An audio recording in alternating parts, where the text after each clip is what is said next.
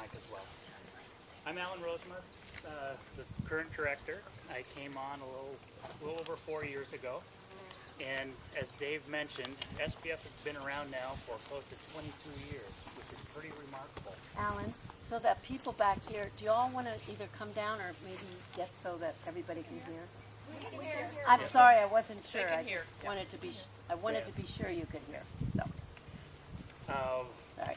What Dave didn't mention was in 1989, there was a large theme park proposed in Skagit County, a not berry type theme park, right along I-5 area, kind of west of Burlington, and it was going to be this agricultural theme park to promote agriculture, but it was going to be kind of in the Disneyland style. So, fortunately, there was Dave and Serena and 4 other families that said, you know, we need to think about this.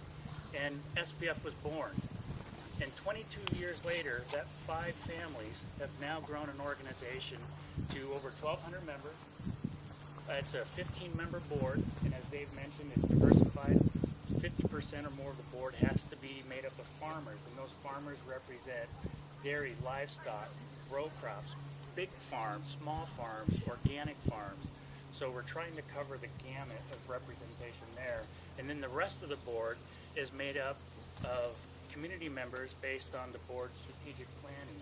The board is just finishing up another strategic planning session to take us through the next 5 years, and based on that, they look at who do we need from the community to sit on the board to advise us to keep the direction going the way the board wants. And so it's truly remarkable, and I'm humbled and honored to be working for folks like Dave Hedlund and the other farmers. We have another board member here, Peggy Flynn.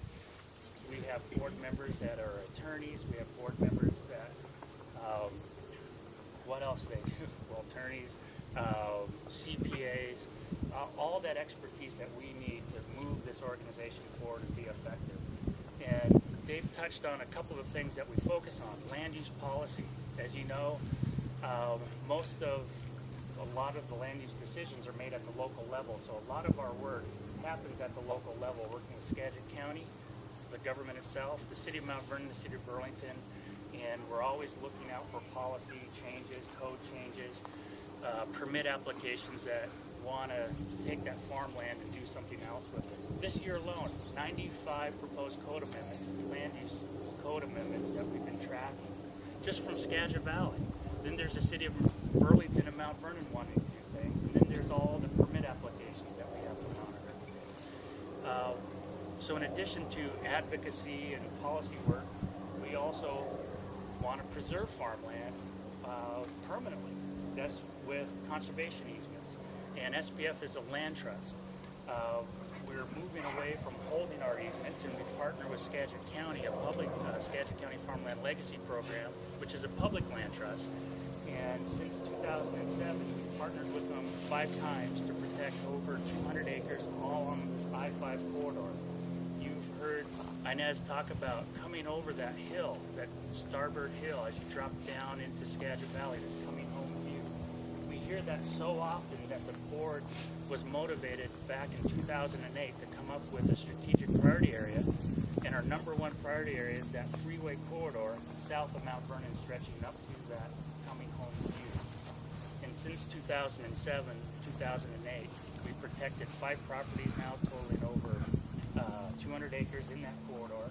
Last year, we protected the key property right at a freeway interchange, Conway Freeway Interchange.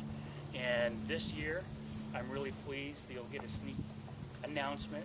We're going to be closing in September on another 72 acres right at that Conway Freeway Interchange. And our goal is by 2013 to have the entire freeway interchange permanently protected. So no more gas stations, mini marts, hotels. When you drop down from Starboard Road, what you're going to see forever is that beautiful farmland vista. And to help seal the deal, a year ago, 2010, the legislature worked with SPF, or I should say, we jumped on the initiative with Senator Mary Margaret Haugen, who designated nearly all of I-5 through Skagit County as the state's first agricultural scenic corridor. Again, recognizing that coming home view that Inez talked about. And this will be the probably the only agricultural scenic corridor in the state of Washington right now. And it stretches from that Starboard Road interchange all the way to the Bow Hill Freeway interchange. And starting next year, we'll be working with the cities of Mount Vernon, Burlington, Skagit County, as well as WSDOT, Washington State Department of Transportation, to write the corridor management plan to say, you know, how we want this to look for the rest of our lives, which is pretty exciting. So in addition to all that, we also recognize that we can't preserve farmland unless the community supports farming and the need to have agricultural land. So a lot of our work is geared towards what we call outreach and education, going into the communities, educating the communities, hopefully in a positive way, why farming is important, the value of our farmland. Not too many people know that 14% of the world's spinach seed is grown in Skagit Valley. 40% of the world's beet seed is grown in Skagit Valley. 50% of the world's cabbage seed is grown in Skagit Valley. And guess what? 100% of the world's Brussels sprout seeds are grown in Skagit Valley. Who eats Brussels sprouts? See, there you go. We got the market cornered now. It just grew by 110% now. So it is truly a special place. And that what a lot of people don't understand why we fight so passionately about protecting this agricultural land base is these seed crops that we talked about are highly specialized. Spinach seed on average requires a 12 to 14-year rotation. What that means is it's grown in a 5-acre plot. It can't come back there for 14 more years because of the disease and the fungus and things that are in that soil. So you have to avoid that. So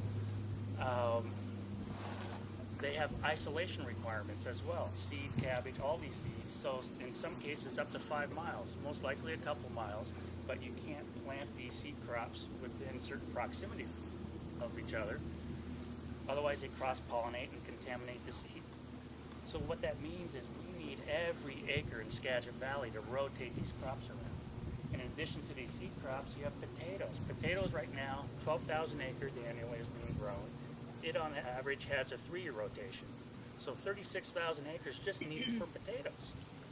And then you try to add in blueberries and raspberries and carrots and all the other 80 different crops that you try to grow. And all of a sudden you see there's this landscape scale musical chairs going on. And since 2006, we've been losing on average 200 acres annually. So at the end of this year, most likely there'll be 200 less acres of farmland for us to farm on, and that was growing a spinach seed crop or a potato crop. And this fall, the farmers are going to get together at the coffee shop, the Rexville, Barnett's Tractor Supply, and as they talk about who's going to swap land with who, someone's going to go, I'm out. I need some land. And that's what we're trying to fight. And that's why preserving farmland is so important, is because this crop rotation is so complex that losing just 10 acres, 15 acres, 100 acres knocks people out. And we're trying to protect this critical mass of farmland so our farmers can rotate these specialty crops, because we want Brussels sprout seeds. Well, at least most of them.